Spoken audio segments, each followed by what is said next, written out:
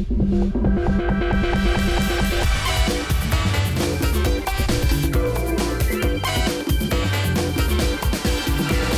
welcome to the Jeff and Jerry Show. My name is Jeff. I'm the Borough Manager of Mount Pleasant, and my co-host, Jerry Lucia, Mayor of Mount Pleasant. Jerry. You always talk about bringing information to our listeners and our watchers of the show. And the information today, you kind of hear about it, but you don't think a lot about it. But I think today could help a lot of people.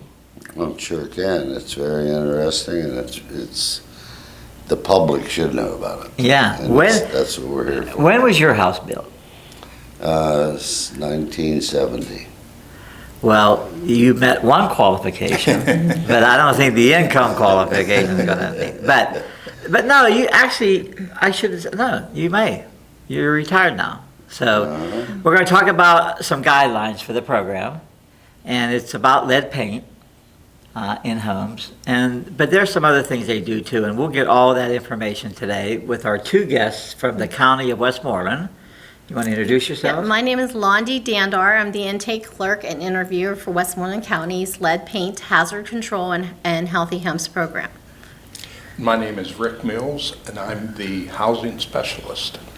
Okay, so before we start, you mentioned Westmoreland County, and we did find out that other counties have programs too. I think Fayette County has a program. Now, it might not be the exact program that we're going to talk about, but if you're watching the show or listening to the show, you can call your county, and I'm sure they have some type of program, if not now, soon, that is close to what we're going to be talking about. But the program is about lead paint. Yes, basically it's about lead paint, hazard control. It's about lead paint, but that includes like shellacs, varnishes. It could also include lead in windows and doors and so forth. So it's more than just the lead paint, but lead paint is definitely the focus. So let's say I'm living in my house, and there's lead paint in my house, or a lead shellac, or I'm not going to notice it, right? How does that affect me living in the home? Okay, well, and that's a good point that, lead does affect adults, and it affects, this program in particular will focus on homes that have children under the age of 6 years. And the reason for that is because they're the most affected. They're developing at a very exponential rate. It could cause behavioral disorders, cognitive impairment, damage to the central nervous system, vital organs. Adults, it can also cause fatigue, headaches.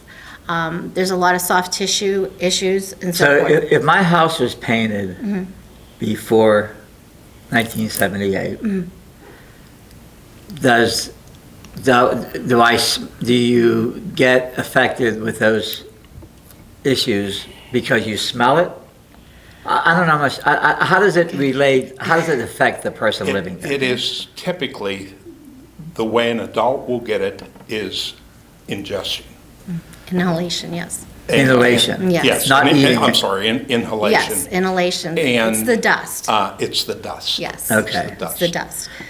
So if you have chipping or flaking paint, and it is lead-based paint, you've got a problem. Also on, where the door is open, where there's a friction point. Like windows that you're opening and closing. Now that Yes. we're reaching summer, we're in summer, and the windows are going to swell, the wood will swell, and it's causing friction. When you're opening and closing, it's going to release dust, and then that's going to fall on the floor or be on the walls. You're not going to be able to see that dust. And that's why children, again, younger children would crawl and play on the floor, and then they're touching it and they're putting things in their mouth, like their toys in their hands, and then now you have a big problem. Well, somebody remodeling, drilling a hole Yes. into the wall, Yes. pounding a nail into the wall to hang a picture Absolutely. or whatever. Any disturbing of, yes. Okay. Now that clarifies that, because I wasn't sure how that affected the person living there. So how did this program get started? Is it all over the country or is it all over Pennsylvania? Do you know? Well, in the United States in general, different counties have sought. You have to actively, seek this program, this grant. It's a grant from the federal government, from the Department of Housing, the Urban Housing and Development, HUD, and the Healthy Homes Program. So we had to apply for it, meet the submit whatever documents and requirements are needed, and we were awarded $3.4 million for the period of 3 years. So it's a grant that, after that period, we're hoping to show that we really need it here in Westmoreland County, which we felt that we did, because over 80% of our homes are built before 1978 in Westmoreland County, approximately around 80%, that if we use the money, and hopefully we can renew the grants and get more in the future. Our goal is, in that 3-year period, to do 143 houses. Yes. Well, that's not very many though. Well, But it's better than nothing. Well, but and here again, this is a grant that, perpetuates, baby. correct. Yes. Each house is going to be somewhere between 10 to 12, up to $16,000, for each house. And it could possibly exceed that depending on the Right, circumstances. right. So we're talking about significant amount of money that would be, depending on what they need, if it's only what they need, but each, house is gonna vary. Someone might need $24,000, or someone else might only need $9,000, and, Now, what do you do when you mediation. go into a home, and how do you figure out? Okay, what happens, there is, once they've qualified for the program, there is a risk assessment done, and this is a certification that is required by the state to be a certified risk assessor. And he will go in and he will do testing in the house, everywhere in the Looking house. for lead. Looking for lead. And- It will be wipe tests. It will also be, it's a fluorescent X-ray that they test on the wall, that tells if there's lead, in one of those layers of paint on the wall, without having to, damage and chip up the paint. Okay, so they're let's testing. stop there for a second. One of the layers.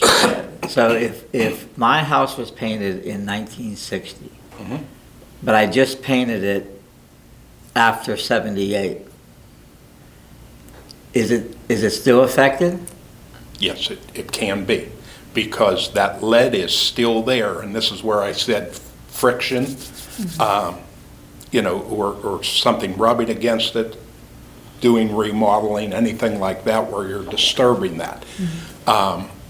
Now, it can be sealed in there, and if you don't have, any flaking of paint or anything like that, that may not be a problem, but it could be also. I think it's important to note, while people are doing renovations, like I said, it's the warmer months, so that they, say they're doing painting outside and they're choosing to do it themselves, it's really important, one of the, to basically have proper lead abatement strategies to keep things contained so you're not contaminating, like the soil, and proper cleanup that's very important. So in theory, you could actually paint your own house, repaint it, and but you could have lead chips or dust that's in the soil now, that when your kids are playing or you're walking through your yard, you're still tracking it in your home. Correct. So that's. I mean, if you have wood siding on your house and you're going to paint, the first thing you're going to do is get up there and Yep. scrape the Yep. loose stuff off, That's and it right. falls down onto the ground, and then it contaminates the soil. Now, how do you go about, do people call you to come and check your house? How you started the process, basically, all they have to do is contact me, Landy Dandar. My phone number is 724-830-3366. You can also contact me via email, and that would be ldandar@co.westmoreland.pa.us. And basically, we would start an application process. We'll have a little conversation, introduction. Why do you, why do you feel that do you meet the qualifications? Let's talk about the application and the process. I actually schedule an appointment for them to come directly to the office, and then we can go over everything together. Like, I'll help them with the application. I will give them a list of documents that they will need to, supporting documents to prove income and so forth. But we go through that and make copies for them, make it as easy as possible. And then at that point, we determine, their eligibility. And then that's when the risk assessor will come. I'll schedule an appointment to come out to the Now, home. could you repeat that phone number? Oh, it's 724-830-3366. My name's Landy Dandar. And you can also email whatever's more convenient. I like to talk to you, so if you could call, that would be great. But you could also email me at ldandar, DANDAR, at co.westmoreland.pa.us. I know it's a long email. But that's why I wanted you to Yeah, repeat it. sure. Because everyone, sometimes I'll have grandparents call me, hey, I don't have young children in my home, but my grandchildren come over all the time. There's 3 or 4 of them, and they are under 6. And, the combination of hours, they're definitely here 6 hours a week, 60 hours a year. So what do you think? And then we just, every situation's going to be a little different, but, give us a call. We'll go through it. Once the risk assessor comes out, he will have, it's a thorough report. And I do want to piggyback off of what Rick said, that they will look for lead. The risk assessor will look for lead, but if there are other hazards, he's going to note that as well. Only because if they find lead in the home, when the licensed lead abatement contractor comes out, he will address those other hazards too, like radon, moisture. Say it's a loose railing that's dangerous for the kiddos that's on the front porch. They will take care of all of that. And if you're eligible for the program, it's not going to cost you anything. Let's talk about some of the guidelines so that when people call you, they're prepared, or they'll have some information that they already know. So one of the guidelines we know, the house had to be built before 1978. Yes. Okay. Now, you just go by what they're telling you on the phone? Do they need any kind of documentation for that? That's a good question. I mean, eventually we'll need, if they don't have a copy of their deed for their property, I can help them, obtain a copy of their deed. But we would have to, eventually have Verify. everything to documentation to verify, their income and the income is total household income. So for instance, say there are 3 people that are living in the home, there are 2 adults over the age of 18, so it's over the age of 18, their income would be included. And I wanted to say the guidelines, for a family of 3, the maximum you can make is $61,100. But that's pretty generous. The ceilings are pretty high. So I don't want people to feel discouraged, or maybe that they wouldn't, the eligibility is pretty, Yeah, eligible. yeah. So Yes. So you would verify that through the W-2s or something like that? They're like 3 consecutive pay stubs, or they could use like the most recent completed income tax return, the 1040. They could use that for, either or. Now, as we go through the guidelines, if you don't meet one of them, you're knocked out. You got to meet all of them, is that right? Generally, I'm going on the most parts, but I feel I don't want to discourage anyone if they feel that they may, they meet most of the qualifications. I mean, honestly, those are and they're pretty firm. But if you think that you may qualify, and you just call me.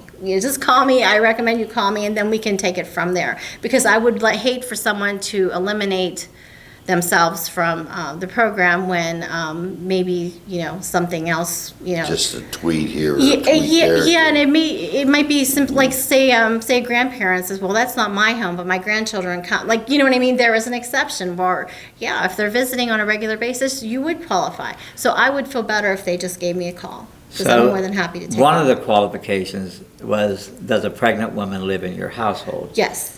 So if they do, they qualify, or they don't qualify. Well, that would meet the child requirement if the woman is pregnant, and I'm so glad you brought that up, because pregnant women are the most vulnerable, Right. because the fetus is developing, and this could affect the rest of their lives, and it actually causes miscarriages too.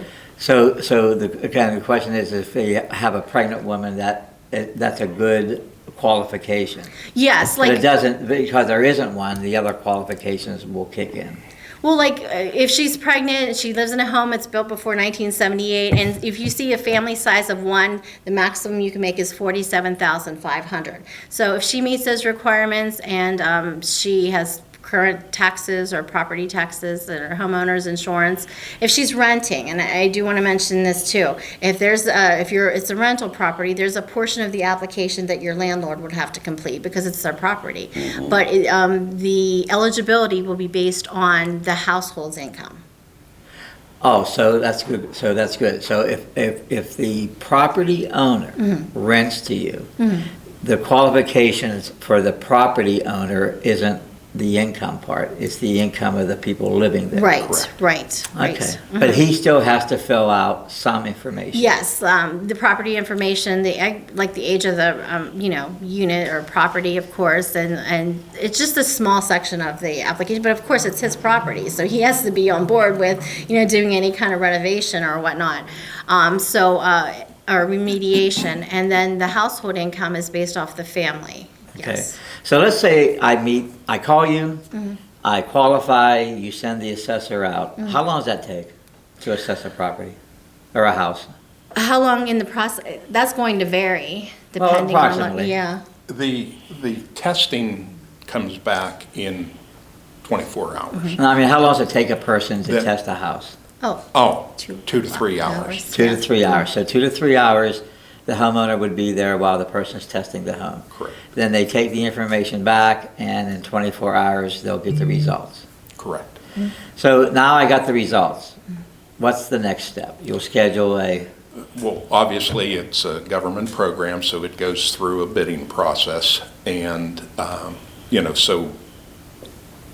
we're not doing the process to bid one house at a time. There may be, it may be one house per bid, but we may do 10 at okay, one so you'll time. bid, a contractor will bid to do those homes. Correct. Yep. And A certified contractor. And we're going to talk about that. So that could take, a bidding process could take a couple months. Yeah. Okay. Yeah.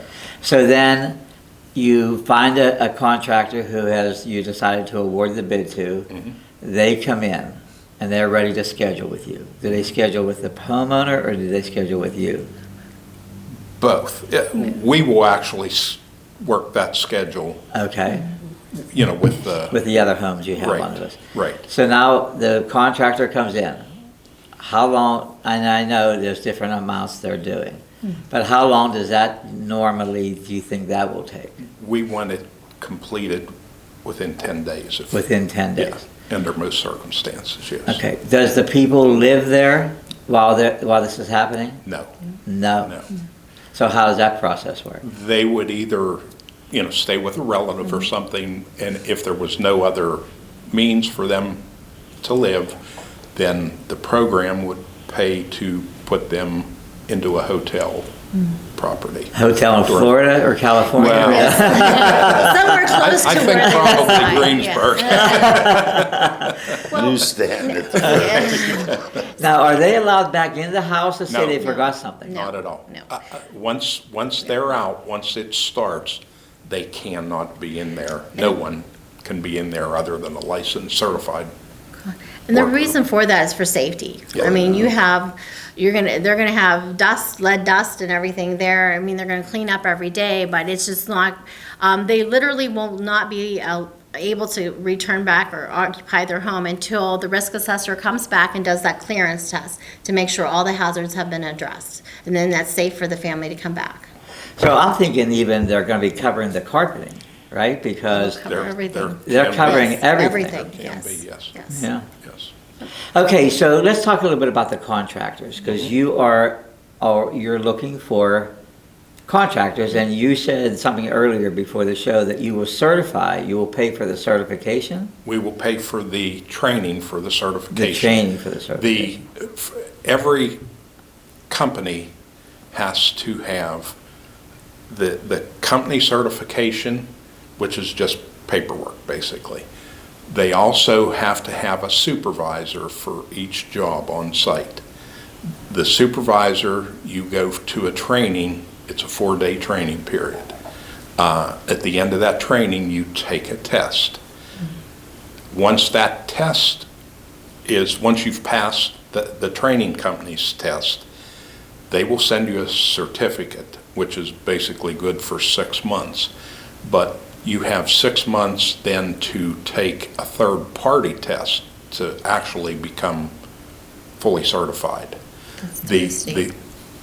I'm That's sorry. through the state, right? Yes. The Ellen. That's a state. labor and industry requirement. So then they have to pass that test also. Then once they passed it, they are a certified supervisor. Now, Every- the supervisor doesn't have to be the same as the contractor. It would normally work for the contractor, yes. Okay, so they should be working for the contractor. Yes. He should have his own certified. Yes, I mean, Supervisor. if they were in a situation, they may be able to hire us, as long as they're a certified supervisor and they're going to be on that job, they could hire someone from another company to do it, but I doubt that would be feasible. Well, let's just say I'm looking for a job. Yeah. Let's say somebody, and they say, Yeah. well, I'll go to training, I'll be a supervisor, I'll get paid to go out and supervise these.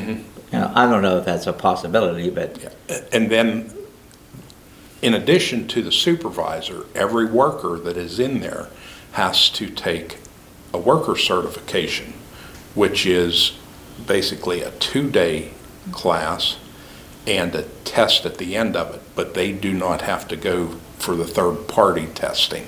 So once they've taken the 2-day class and passed that test, they're a certified worker in Pennsylvania. And I think that's a very important training to protect the workers, so that when they're doing the work, how to keep from contaminating other areas, but also how to clean up properly, so you're not, so you don't have lead left, but also not to take it home, like to wash your clothes or take your clothes off, like have work clothes, be able to wash your face and hands before you leave or eat something. These are all because you don't want to take it home and then, you're contaminating yourself too. So they're very important courses for certification in order to be safe. now this is a new program. Brand new. So a lot of the questions we're asking, it's a work in progress type of thing. too. Absolutely. So do you have contractors that have all these requirements? We have some, not enough. We would, We need some more. we are looking for contractors, yes. Yes. Now, I got a question. Let's say I live in a house and I'm concerned, but the landlord, they don't seem to want to go through their part of the process. Is there anything the tenant can do about that? Or could it still be done without it probably can't be done without the landlord's approval? No, but in all honesty, it would behoove the landlord to, Oh, it would you're be. getting free work. Well, it would be, but I mean, some landlords live in the same town, some landlords live Yeah. farther yeah. away. I don't know, I'm just. I mean, you're increasing the value of their property, even if they were to sell that property, if it's now considered a lead safe, that's a selling point. That is a selling point. Does that lower their insurance? That is a question I can't answer. I doubt that it does, because there is typically an exclusion for, for lead or mold or, those type things on your insurance policy. But that would be something to talk with your agent with. There's just, as far as a landlord goes, is improving the housing stock. And right now, like you said, this is a brand new program. It's improving their housing stock, and they're receiving financial assistance to cover this. So say that's $10,000, $12,000, however much money the unit requires, that's money they're getting help with. That, let's face it, the priority should be that they want their families safe that live in there, especially the children. The only thing, and I do want to mention this, that they ask in return is that the landlord would have to be agreeable to keeping the unit affordable for the next 3 years for a family who has children under 6. So they just want, they're just asking to, once the unit is lead safe, if that family would move out, that they would try and market to someone who has a child under 6 in the home too. But that's not a requirement, that's what they're asking for. Well, that isn't a requirement. Oh, it is a requirement too? Yes, there's definitely something that, that's the requirement that's the only thing they're asking. And to be honest with you, a lot of the programs are asking the landlord to put a certain percentage down for the work that they find. But as of now, because the program's brand new, the landlord is not we're not asking the landlord to contribute anything. So if I was a landlord, I would want to jump on this. That's what I'm saying. Yeah. That is my point. You got Well, it. and another thing is, it's a liability for the landlord also. Right.